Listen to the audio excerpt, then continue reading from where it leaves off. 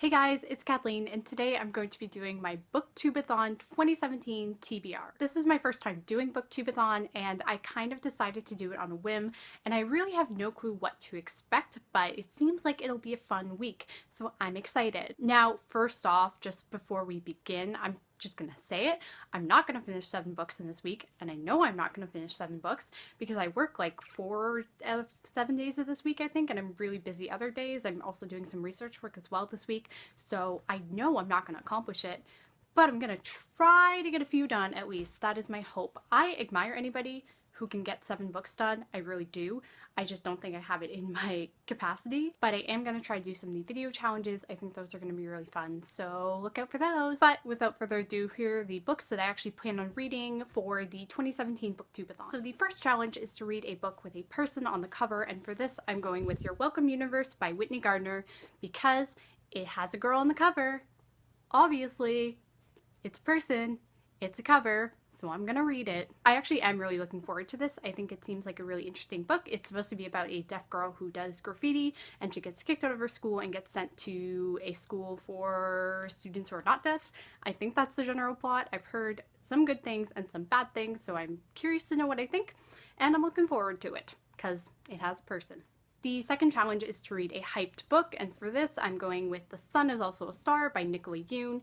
This is very, very hyped up, and I feel like Nicola Yoon in general as an author is super hyped up. She's the author of Everything Everything, which is a book I have not read, and based on what I know about it, I kind of don't want to read it, but it seems like this is going to be a lot better, so I think this should be a good one, and I will see if it lives up to the hype. Challenge number 3 is to read a book in one day, and for this I went with Highly Illogical Behaviour by John Corey Whaley, and I literally just chose this because let's count the page numbers, guys. It's quite thin, it's 249 pages. So that's why I went with this book. It's very quick, and I think I'll be able to read it in hopefully a few hours, so that is one of my goals. And I do think I can finish this in one day, and also it's so pretty.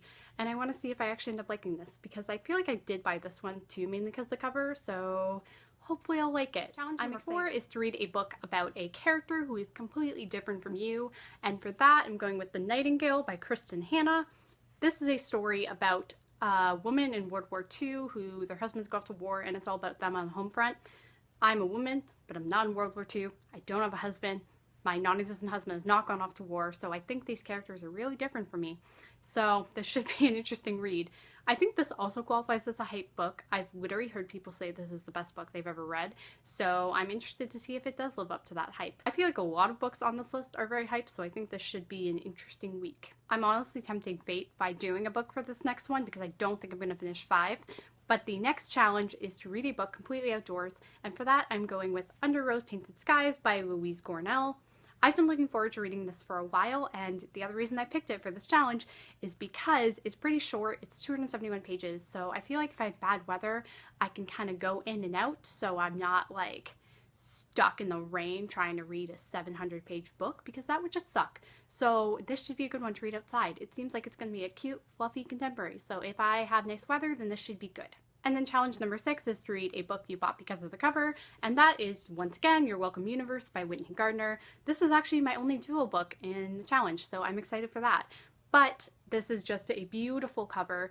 I remember it was actually when I was looking at books, I had originally looked at the hardcover of Under Rose Tainted Skies and then this one, and I chose this one because it's so much prettier than the hardcover of Under Rose Tainted Skies. I just think it's stunning. I love anything rainbow. I love the graffiti elements of this, so I am looking forward to it mainly because of the cover, just to see if it lives up to it. Challenge number 7 is to read 7 books in 1 week, which I will not be accomplishing. As you can all tell, I have 5 books here, so I'm hoping to get those done.